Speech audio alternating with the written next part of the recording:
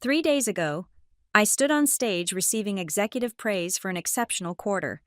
Today, I walked into my office to find my desk occupied by a young man displaying gleaming certificates for achievements built on my work. My VP stood beside him, eyes glowing as if he'd discovered the company's savior. But I knew something they didn't. I'd documented everything. And this time, I wasn't just taking back my position, I was taking everything they thought they'd stolen. My name is Hannah Blake, and I've spent the last 5 years building something extraordinary at Nexus Technologies. At 38, I'd earned my position as head of product strategy through countless nights perfecting presentations, weekends analyzing market data, and an unwavering commitment to the 6 brilliant minds I'd handpicked for my team. The quarterly results I carried in my leather portfolio that morning proved everything we'd exceeded targets by 47%, secured 3 major enterprise clients, and revolutionized our product pipeline. The elevator ride to the 14th floor felt different that Tuesday morning. The usual morning chatter had been replaced by hushed whispers that died the moment I stepped out. Sarah from accounting avoided my eyes. Marcus from IT hurried past without his usual greeting. Something was wrong. My corner office, the one with the view of downtown Seattle's skyline, stood empty.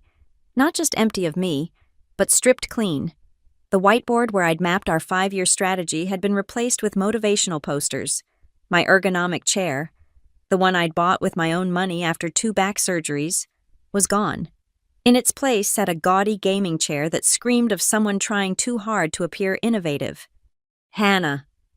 Lisa's voice cracked behind me. My lead developer looked like she'd been crying. We've been trying to reach you all morning. My phone died on the flight. What's happening? She grabbed my arm, pulling me toward the stairwell. Gareth moved us, all of us, during your trip to Boston. Gareth Doyle, our new VP of Operations, hired 6 months ago with promises of dynamic restructuring and performance optimization. I'd seen his type before MBA from Wharton. 0 technical knowledge, armed with buzzwords and an expense account. The descent to the basement felt like walking into a nightmare. 2 floors underground, past the loading docks and server rooms, into what used to be overflow storage. The fluorescent lights flickered overhead, casting shadows that made everyone look sick. My team, my carefully cultivated team of innovators, sat crammed into a space barely larger than my former office. Tom, my senior analyst with 15 years at the company, worked at a folding table. Jenny, our UX genius who'd been poached from Apple, shared a printer from 2015 with 3 other people. The air conditioning didn't reach here. Instead, industrial fans pushed stale air in circles. He said it was temporary. Michael, my data scientist, explained. Just until the new guy gets settled. What new guy? Lisa pulled up her laptop, showing me the company-wide email sent at 8:30 that morning. My stomach turned as I read, Evan Mercer, Performance Enhancement Specialist, would be taking over our floor space to implement his revolutionary approach to product development. His bio read like fiction MIT graduate at 20, youngest Fortune 500 consultant at 23, responsible for transforming 12 major corporations.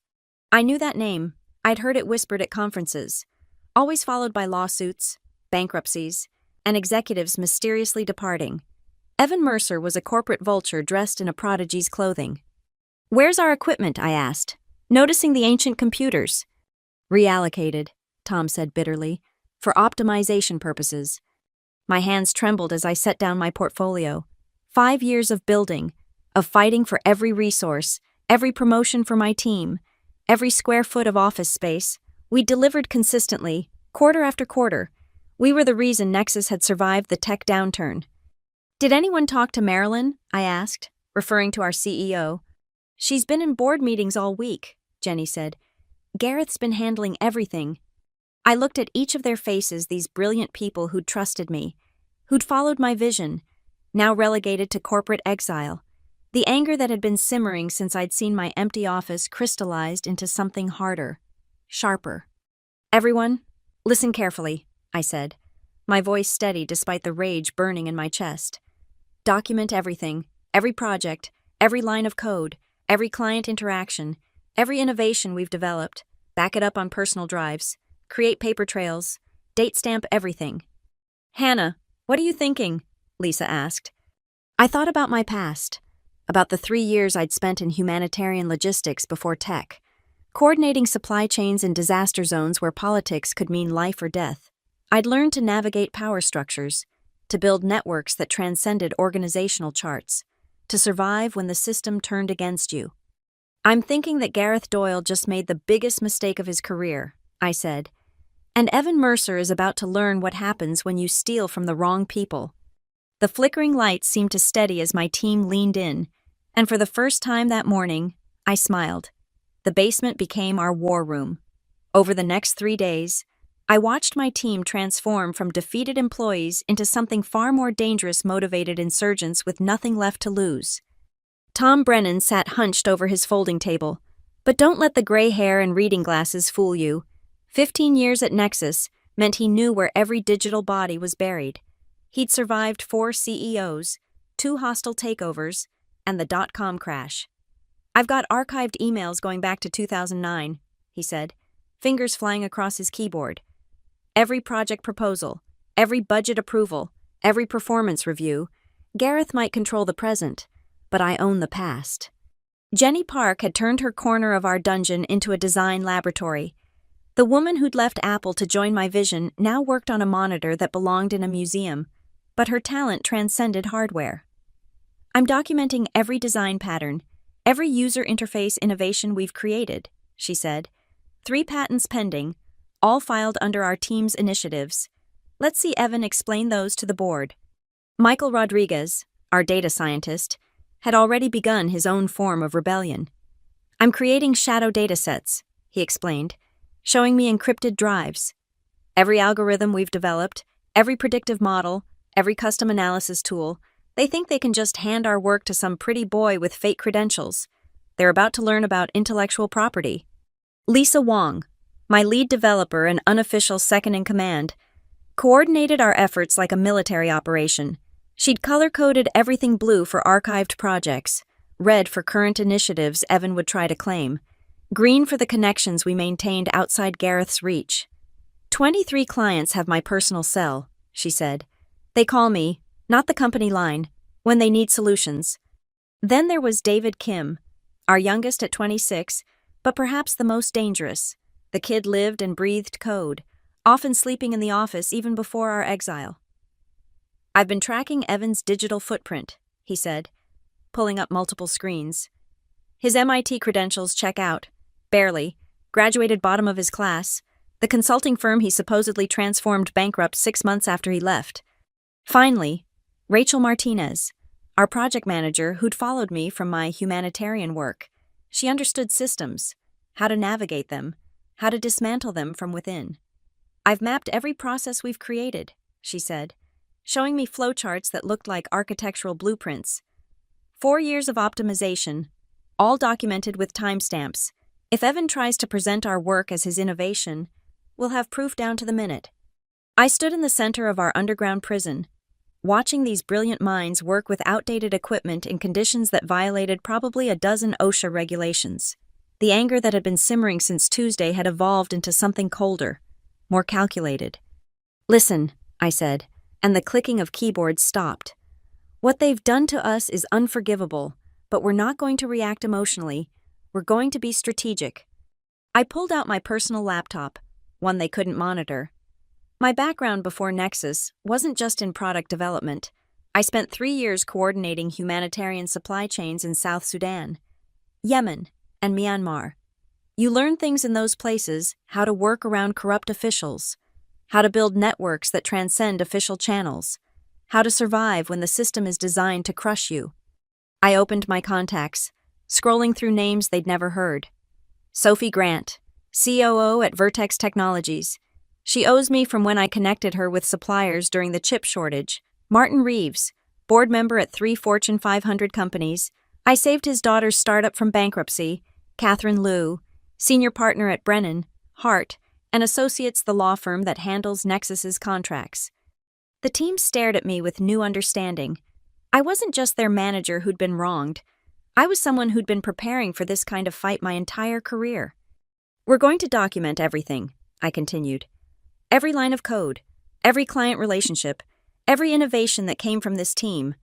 We're going to create a paper trail so comprehensive that when the time comes, there won't be any question about who built what. What about Evan? David asked. He's already up there, probably taking credit for our work. I smiled. The kind of smile I'd learned in refugee camps when local warlords tried to steal humanitarian supplies. Evan Mercer is a parasite. Parasites need hosts. We're going to make sure he attaches himself to Gareth completely, publicly, irrevocably, and when we pull the rug out from under them, they'll fall together. Rachel raised her hand. The quarterly board meeting is in 3 weeks. Perfect, I said. That gives us enough time to set the stage. Everyone, save everything to multiple locations. Use personal emails for communication. And most importantly, keep working as normal. Let them think we're beaten. As my team returned to their tasks with renewed energy, I thought about Gareth Doyle sitting in his corner office 14 floors above us, probably congratulating himself on his brilliant restructuring. He had no idea what he'd awakened. The basement wasn't our grave, it was our forge. And we were about to show him what happened when you tried to bury people who knew how to dig. The executive conference room hadn't seen a disaster like this since the product recall of 2018. I watched from the basement monitor Tom had maintained his IT backdoor access to the security feeds as Evan Mercer stood frozen at the podium, sweat beading on his forehead. Can you repeat the question? Evan asked, his voice cracking slightly. Board member Harrison Wright leaned forward, his expression sharp. I asked you to explain the algorithmic foundation of the predictive model you're claiming revolutionized our Q3 performance. Simple question for someone with your credentials. Evan shuffled through his notes, our notes, presentations I'd created 6 months ago. The foundation leverages multivariate analysis with... That's not an answer, Wright interrupted. What specific variables? What's the correlation coefficient? How did you address the Simpsons paradox in the dataset? The silence stretched painfully, even through the grainy security feed. I could see Gareth's jaw clenching from his seat in the corner. He'd promised the board a wonderkind, and they were watching a fraud unravel in real time. Perhaps we could circle back to this with detailed documentation. Evan tried, but Wright wasn't having it. Mr. Mercer, you just spent 20 minutes claiming credit for innovations that generated 47% growth. Surely you can explain your own work. Lisa snorted beside me. He can't even pronounce logistic regression correctly. The presentation derailed completely when CFO Margaret Stone asked about client retention strategies. Evan launched into a generic spiel about customer-centric paradigms that sounded like he'd swallowed a business textbook and was regurgitating random pages. I need specifics, Stone pressed. Which clients? What were their pain points? How did you address them? Evan glanced desperately at Gareth, who stood up. Perhaps we should move on to the implementation timeline. Sit down, Gareth, CEO Marilyn Foster said quietly, and the room temperature seemed to drop 10 degrees. I want to hear from your prodigy. The final nail came when board member James Liu, who actually had a technical background, asked about the API integration that had streamlined our enterprise solutions. Evan's response was so technically impossible that Liu actually laughed. That would violate basic TCP/IP protocols, Liu said. Are you seriously suggesting you rebuilt the entire network stack? The meeting ended with Marilyn's curt. We'll need to review these claims more thoroughly. Back in the basement, my team erupted in bitter celebration, but I held up my hand for silence as we watched Gareth corner Evan in the hallway afterward. You told me you could handle this, Gareth hissed, not realizing his voice carried through the air vents. Your team's documentation is garbage, Evan shot back. How am I supposed to present work that's barely comprehensible? Barely comprehensible, Jenny laughed. I documented every design decision down to the pixel. The aftermath came quickly, within an hour. Gareth appeared in our basement, his usual arrogance replaced with barely controlled panic. The board wants a follow-up presentation next week, he announced. You'll prepare everything for Evan, detailed documentation, step-by-step explanations, the works. Of course, I said smoothly. We'll need our proper equipment back to do it effectively. His eye twitched. Fine, I'll have it set you up in the 7th floor conference room, temporarily. And my team needs access to the executive databases to pull the client histories, I added. Whatever you need, he said, already turning to leave. Just make sure Evan can present it properly. After he left, Tom pulled up the email chains he'd been monitoring. He's already doing damage control with the board, claiming Evan was nervous, that the real presentation will showcase everything. Perfect, I said. He's doubling down on Evan, Rachel.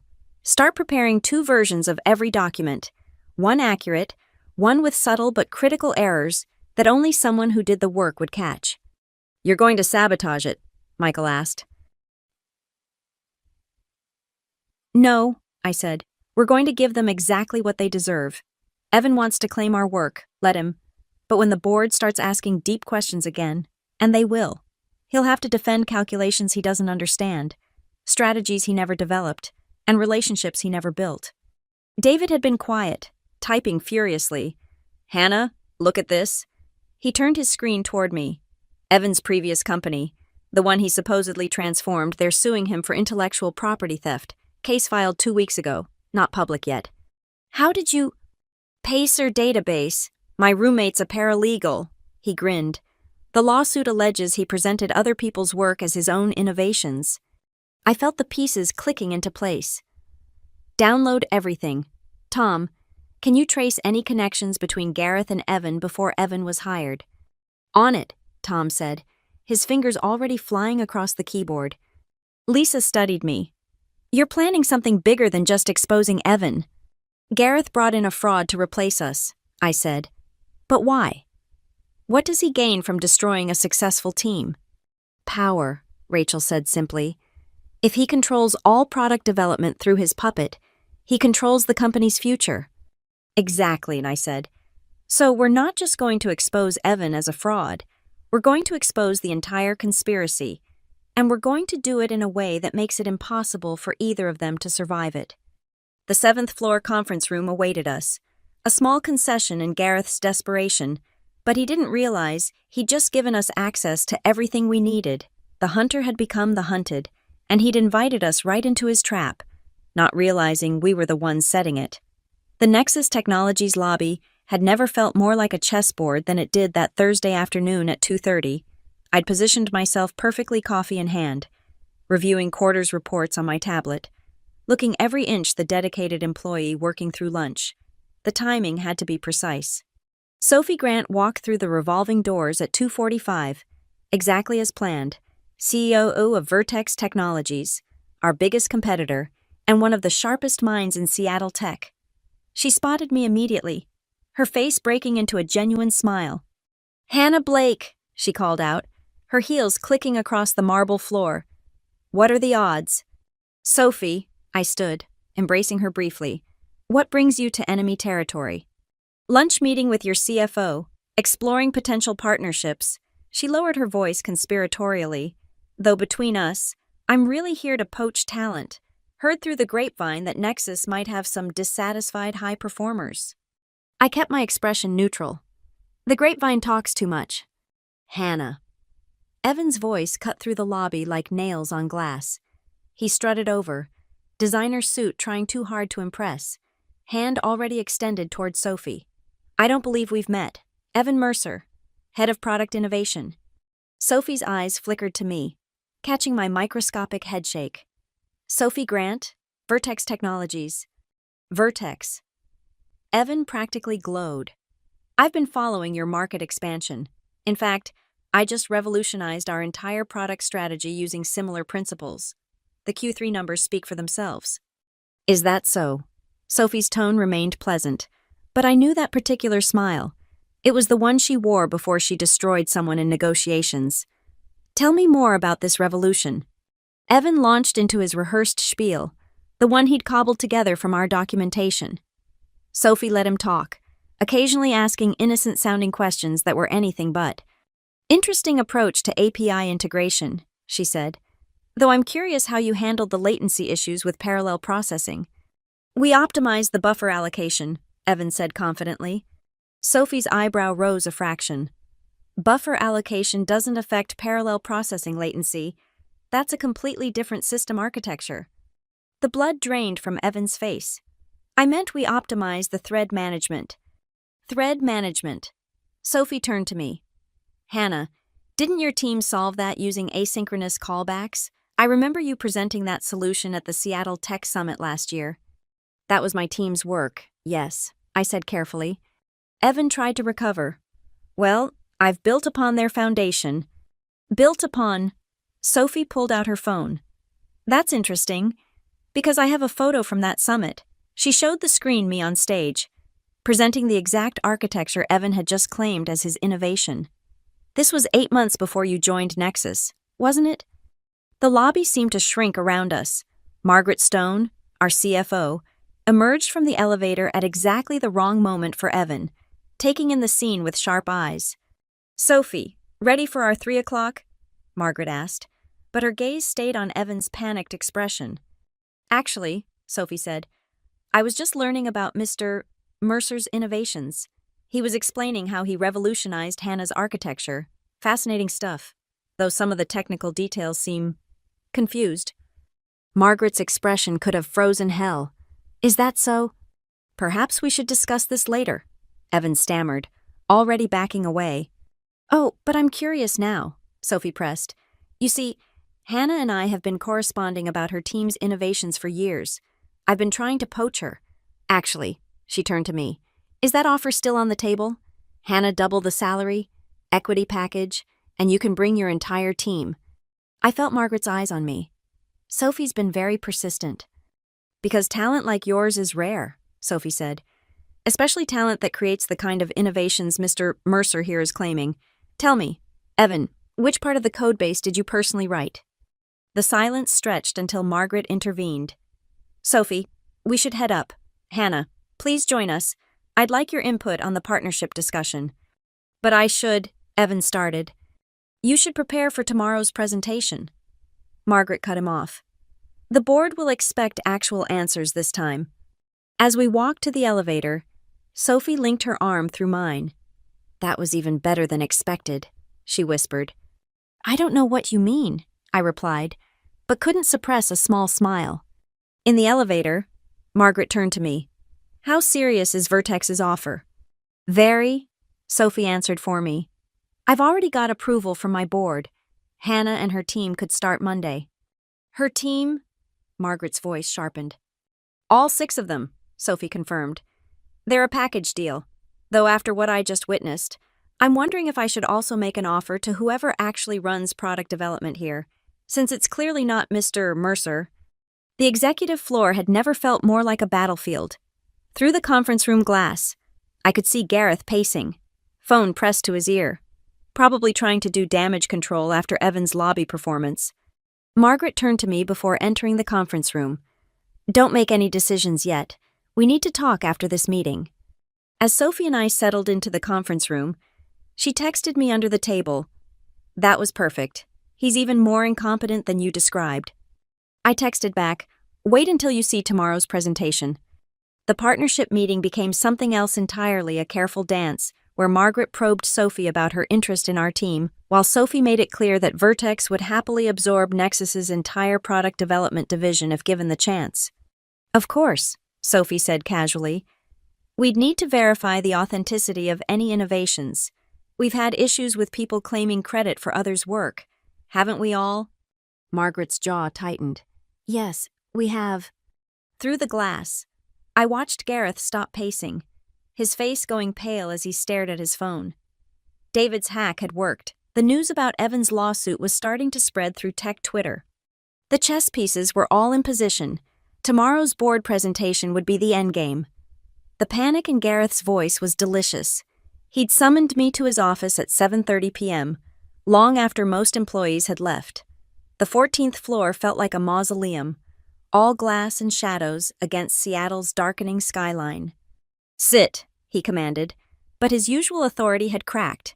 He looked like he'd aged 5 years since the lobby incident. I remained standing. What do you need? Gareth? Don't play games with me, he slammed his laptop shut. I know Sophie Grant didn't randomly appear in our lobby. I know you're orchestrating something. I'm orchestrating. I laughed. You moved my team to the basement and replaced us with a fraud who can't even explain basic system architecture. Evan has credentials. Evan has lawsuits, I interrupted. 3 companies are now investigating whether he stole their intellectual property. It's trending on tech Twitter. #FakeTechBro. David's particularly proud of that hashtag. His face went purple. You leaked that. I didn't have to. Public records are public. I pulled out my phone, showing him the Pacer filing. Though I'm curious how you missed this during your due diligence, unless you didn't do any. Gareth stood, trying to use his height to intimidate me. What do you want? What I wanted was to do my job. What I want now.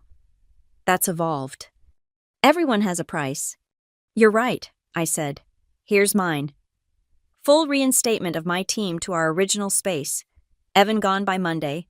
Public acknowledgement of our contributions to Q3 success, and a 30% raise for everyone on my team. 30%, he laughed bitterly. You're insane. Sophie offered 50% plus equity. I headed for the door. Your choice. Wait. The desperation in his voice stopped me. If I agree to your terms, then my team stays. We continue delivering exceptional results, and you get to take credit for recognizing our value. I turned back. Or we all walk to Vertex, taking our client relationships and institutional knowledge with us. His phone buzzed. CEO Marilyn Foster's name flashed on the screen. He declined the call. She's been calling all afternoon, I observed. The board must have questions about your leadership judgment. I'll give you 20% raises and your old space back, he countered. But Evan stays. I'll reassign him to another division. No deal. I pulled out my phone, typing quickly. Sophie's expecting my answer tonight. His phone rang again. Marilyn? Again. He declined. You should answer that, I suggested. She doesn't like being ignored. The 3rd time Marilyn called. Gareth answered, his voice artificially bright. Marilyn, I could hear her voice from across the room, sharp and angry. Words like disaster and incompetence, an emergency board meeting cut through the air. I can explain everything tomorrow, Gareth pleaded. The presentation will clarify. Marilyn hung up on him. He stood there, phone in hand, looking lost. Last chance, I said. My original terms. I can't just fire Evan. There are contracts, severance. You mean the contractor agreement with the 90-day trial period? I smiled. The one that allows termination without cause during the first 6 months. Rachel's very thorough with employment law. His shoulders sagged. You've planned all of this. No. Gareth, you planned this when you decided to destroy a functioning team to install your pet fraud. I'm just better at execution than you are. My phone buzzed. A message from Tom. Urgent. Check your email. I opened it to find forwarded correspondence between Gareth and Evan dating back 3 months before Evan was officially hired. They'd been planning this reorganization since Gareth joined Nexus. More damning, there were references to a kickback scheme. Evan would get inflated bonuses. Gareth would receive consulting fees through a shell company. Actually, my terms just changed, I said, showing him the emails. You're going to resign. Tonight. You hacked my email. Tom didn't have to hack anything. You CC'd your assistant on several messages, and she's been very unhappy about being asked to process suspicious invoices. I forwarded the evidence to myself, CCing Margaret Stone and Marilyn Foster. The FBI takes corporate fraud seriously, especially when it involves shell companies in the Cayman Islands. Gareth collapsed into his chair. This will ruin me. You ruined yourself. I'm just documenting it. I paused at the door. Your resignation letter should cite personal reasons and recommend that I assume your responsibilities temporarily.